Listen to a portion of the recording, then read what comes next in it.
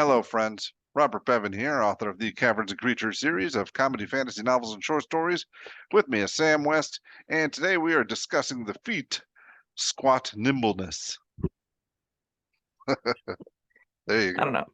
As a 6-foot man, it's difficult for me to be squat and or nimble at any given moment in time. Yeah, halflings are my favorite race by like leagues and bounds. I love them so goddamn much. They're my favorite. They're so cute. They're wonderful. Halflings are the best. And if you don't like halflings, you're wrong because you should watch the Lord of the Rings again and enjoy Hobbiton. Anyway, Those how are do you feel? hobbits, Sam. They are this as if they are not deeply and commonly inspired by the hobbits. I think they were actually called hobbits until the Tolkien Tolkien estate estate had sued their them. say. Yeah. I 100% believe that. All right, so Squat Nimbleness is from Xanathar's. It's for a dwarf or a small race. You are uncommonly nimble for your race. You gain the following benefits. Increase your strength or dex score by 1 to a maximum of 20. Let me tell you this right now. We don't need to read the rest of the feat. If you have an odd strength or dex score that you care about and you want to increase it, this is as good as an ability score improvement. You are happy to take it for that reason. Excellent. Moving forward. Unless you want to do it again in the future. Unless you want to do it That twice. matters. Yes, it does. In this instance, maybe you have a 16, this bumps it to a 17, and then down the road, you can take it to an 18. There are ways that these feats are better. Increase your walking speed by 5 feet is the next thing this does. Then you get proficiency in acrobatics or athletics, your choice. And finally, you advantage on strength athletics checks or dex acrobatics checks to escape from being grappled. This feels to me like a patch. This to me feels like Wizards recognized after decades of people going, no one likes playing the smaller races and having an arbitrarily slower speed. And they're like, okay, we hear you. As opposed to changing them, we're going to give you a feat that fixes it. And that's kind of lame to me. If you want to spend a feat on it. Yeah. And that's why like the plus one ability score modifier is pretty relevant. The extra skill is pretty meaningful. It's just another good skill. Both acrobatics and athletics are going to be commonly used. Escaping grapples is cute. That's like where this actually feels like the feat is aimed at, is being the slippery little I can get out of everything kind of like halfling rogue feel, right? But the bulk of this is 25 move speed. It just feels arbitrarily worse than 30 for no particularly good reason. It doesn't feel like, I think of the things that we can accept in our fantasy worlds that can be close enough, I think the walking speed between the varying races of the 11-foot tall Minotaur and the 3.5-foot tall gnome, like we can accept that it's not really 1-to-1, but we can let it be for this game, for the sake of the game mechanics. For the same reason, like, yes, a halfling with this dagger can do more damage than a Minotaur with a greatsword can. That doesn't make any sense. The little halfling is not going to be able to actually do 3d6 meaningful damage with that versus the, 11-foot tall Minotaur with a greatsword, but we accept. I don't know if I agree with that. I mean, that's game. if you get stabbed by anything, you have a chance of dying. Bob, if you are a 10-foot, if you are a let's go 20-foot tall kraken, and a halfling stabs you, and it does more damage than a Minotaur cutting off your tentacle, I think that we're not necessarily in the same realm of reality, and that's okay. Like maybe he cuts an artery. Sure, maybe he gets the kraken artery. We jump through hoops to make it make sense, right? And I think that speed is another thing. We should just jump through hoops to let it make sense in our own brains and our own fantasy worlds. I think we can accept that there is a standardized move speed will make the game simpler. It'll make it more accessible. It'll let more people play a wider variety of races without having to feel like they're randomly hamstringing themselves for no good reason. I don't know if I agree with that. I think, overland travel, it's not going to make a whole lot of difference because who cares? But so we're talking combat maps, and I think that's one of those things to factor in. It's I think like a challenge like you like all the time. I do like challenges. I think there needs to be a meaning. Self-imposed challenges are different than challenges for the sake of being challenges. I don't think there is enough meaningful difference in the power level of the smaller races to justify them being slower, right? Let's look at dwarves. I think dwarves they get the short stick, pun intended, across the board whenever it comes to all of these features. So dwarves have plus strength, plus con for mountain. They get plus strength or something. The dwarves' ability score improvements basically gear them at being frontline damage dealers. They want to be clerics, they want to be war fighters, they want to be paladins, they want to be barbarians. That's what they're good at, right? And then they have a 25-foot move speed. And automatically they're way worse at that additional draw. And that's just from their ability score improvements. Then you look at, like, they get a bunch of proficiencies, which their classes normally give them, and you don't really care about the proficiency if you're not in those classes. So it feels kind of like you're not getting features there. And then you get things like Stone Cunning, which are jokes of features, compared to Very Inhuman, which starts with the feet, which is by and far accepted to be the most busted of all of the races, right? We get to see things like Aarakocra, whenever they're initially printed, have ridiculously fast fly speeds, and also very little penalties for doing anything around with those kinds of features. And then you look at the shorter races that don't seem like they're getting much comparable to trade off, and it doesn't seem all of a sudden like this is part of their power budget. It just starts to seem like this is something that is tacked on flavorfully that doesn't have a real reason anymore to be tacked on flavorfully, I don't think. Kobolds and goblins aren't slower. They're both smaller, but they're not slower. We've printed smaller races since the printing of the Player's Handbook, and we're seeing almost no races printed with 25-foot move speeds. The designers know and largely accept that 25 speeds aren't particularly fun, nor are they particularly good reasons to not play a character or to play a character. They're just like a random small menial hazard that you have to just deal with for your whole existence as a halfling rogue, or as the dwarf cleric, or as any of the typical archetypes people enjoy playing. I think we've come far enough as a gaming community to accept a flat 30-foot move speed is fine. And this feat definitely is saying, we probably should be here. We're sorry we're not here. Have an ASI to make up for it. All right, you put forth a solid argument there. All right, back to the feet. Yeah, but that was a long tangent. I don't think it was a relevant tangent, though, because I think that's exactly how this feat exists. All right, so, but here's the world we live in. Yeah. So we got the +5 move speed. Wow, what is the skill choice? Acrobatics or athletics? Oh yeah. Perfectly fine. And the bigger issue with that is, like you've harped on about, if you already have a thing, you should get it better. If you're playing a character that already has one or the other, you probably don't want the other one. So, like, if you're a halfling rogue, you are likely have acrobatics. Acrobatics tends to be a kind of thing you like doing on the halfling rogue characters. It's not necessarily a commonly used skill outside of escaping grapples, but it is a very popular one as far as, like, fantasy goes. You don't care about your athletics at all on that character. A character that has a strong athletics doesn't really care about their acrobatics that much. Maybe you use it to balance on a tight ledge once in a campaign, but for the most part, you care about the athletics because that's what you built your character to do. So the bonus skill here feels kind of moot. This does nothing if you've already got it. Yeah. If you ran at expertise, I'd be like, okay, yeah, that makes sense. I get this, but it doesn't. And the final one, you're getting advantage on athletics or acrobatics checks to be escaped from grappled. That's fine. I wish it worked the way around. I also wish this let dwarves grapple better, because dwarves like to have high strengths. They like to be the frontline bulwark. Dwarven barbarians, dwarven, any of the paladins, fighter, cleric, frontline archetypes, they like to be in the thick of it. Giving them another reason to grapple seems reasonable to me. I get that it doesn't necessarily mean that much. I guess, like, even on something like a halfling, if you're grappling a larger creature, you're attached to it. Like, you're the one climbing all around it and making it have a bad time. Again, that feels like it fits in the realm of Squat Nimbleness to me. It not doing that is kind of whatever. I wish it did that. That would be nicer. But I don't know. Squat Nimbleness to me feels like trying to get away. Sure.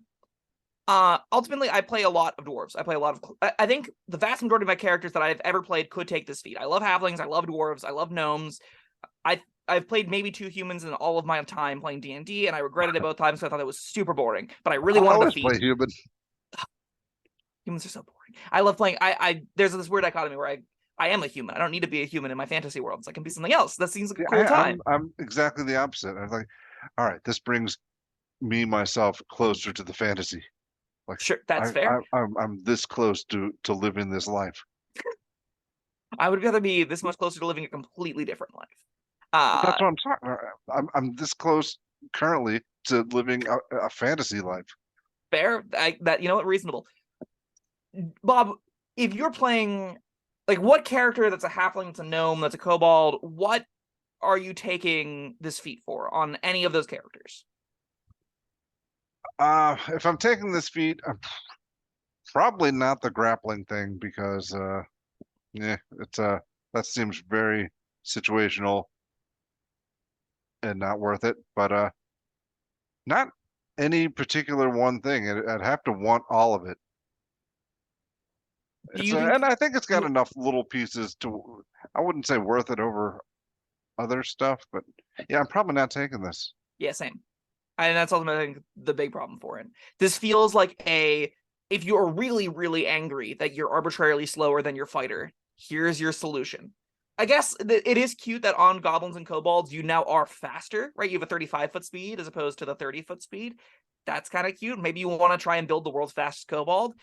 You don't need this feat to get there. You can do that with just spell effects probably, and the doubling is going to be more impactful than the extra 5. But like in the case of being a 45-foot monk, 45-foot speed monk barbarian hybrid running around, crazy little angry lad stabbing things with your daggers or whatever, that is a direction that this feat would conceivably fit into. That's super niche. That's like tavern brawler levels of I'm doing this for the fantasy, not because it's actually good on a character sheet. And I think that's probably where this ultimately lands, is either you're really irritated and have a 17 strength, you're like, I'm just going to fix this problem at 9th level and that's fine, whatever.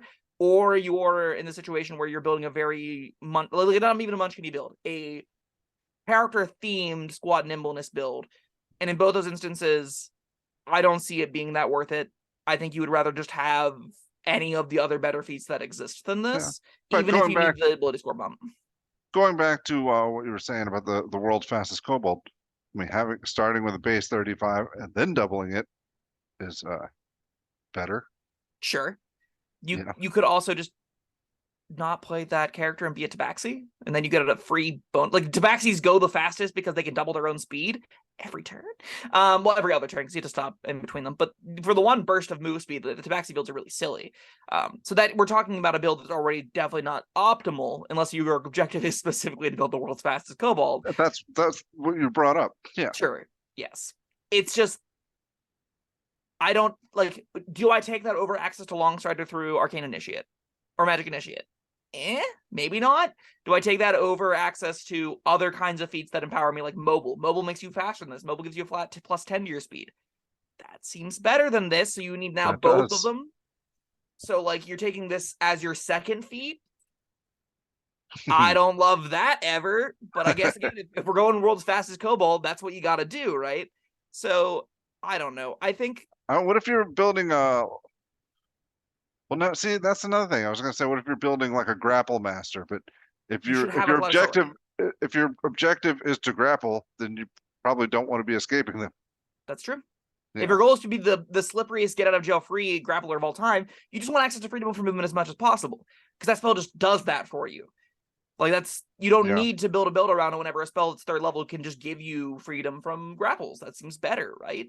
Or like friends with like a telekinetic ability. Yeah, any kind of teleportation is going to be better than this. Like, I think that they should just have sucked it up and said, in Monsters of the Multiverse, we're making a patch to the PHP small races. They have now +5 speed, and everyone would have rejoiced, and no one else would have. Everyone that's annoyed with it would have rejoiced. People that don't like that change really wouldn't care after reading it for the first time, because they probably never played a small race anyway. Because the vast majority of people, not even because they don't like the small races, just because the vast majority of people haven't played a small race. They're elves, super popular. Humans, super popular. People don't tend to play more than 3 or 4 characters in their life, and there's a suite of tieflings and Aasimar and other super popular races that get played way more than the small races do. So this is affecting a tiny percent of people that, like, listen, throw them a bone. They're playing bad races anyway for the most part. Halfling's Lucky's really good. That's all that you get. So let's not take away the stupid little hamstring effects. Let these be slightly better. Let more people play these cool races. I think they're really fun. I hope that in the next edition we see this become baked into the core options. As it is, this is a feat that I don't think is justifiable in taking most of the time, unless you again are really, really, really annoyed at your speed and have an odd modifier. All right, well, that's that. Guess we talked about pretty much everything. You got a rating for this one? I don't think I can give something that gives a +1 to ability score a 1, so I'm giving this a 2, because this will be harmless if you already have the odd score. If you have an even score and you're planning on taking like Crusher down the road or Slasher or Piercer or something, okay, yeah, sure, this is still fine, but you were not putting this on a character that doesn't have that exact case, and you have better feats to do that than this. So you probably don't ever need this. It's more of a quality of life update that isn't worth a feat. You're right, and I'm we're probably almost never taking this. But I think it's got enough little bits to it that it's worth a 3, maybe not. But I'm feeling generous today. I'm just wondering, on what character archetype do you ever do that, right? If you're a martial character, you really care about your feats competitively, right? If you're a full caster, you really care about bumping up not your strength and dex scores specifically. And now we're in this weird, wacky world where it's like, if you already have sharpshooter and you have an odd mod that you're planning on getting to even, that's the world we live in. It seems All right, super niche. what if you're playing a character that doesn't have one of the listed proficiencies, and you want to use this to get it? And you're small, and you don't Yeah. care about it enough to start with it, Well, right? no, I mean this is all you're planning this in your head from the get-go. Sure, This is part of your future build plans. maybe.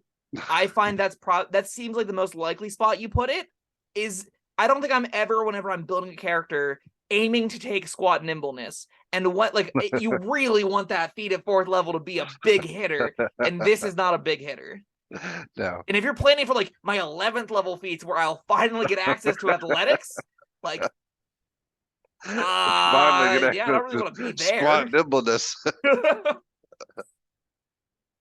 All right. Well, I don't know. I'm gonna stick with the 3. All right. Commenters, let us know what you think. What do you like this one? What have we missed? Probably not. I feel pretty confident with this one, but we'll find out. I also listen. If you don't have anything nice to say about this feat, tell us about the nice short characters you played. I think some of the most passionate D&D fans are the ones that play the characters that they love just for the fact that they love their theme, and those tend to be the smaller characters because they have a lot of personality baked into them.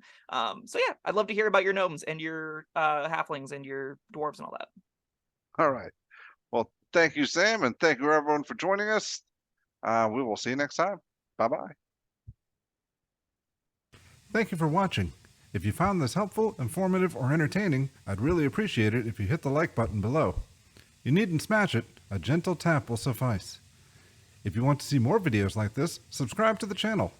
And make sure you check out the links in the description where you'll find my Caverns Creatures series of comedy fantasy novels, Sam's full review of the spell, and other fun things.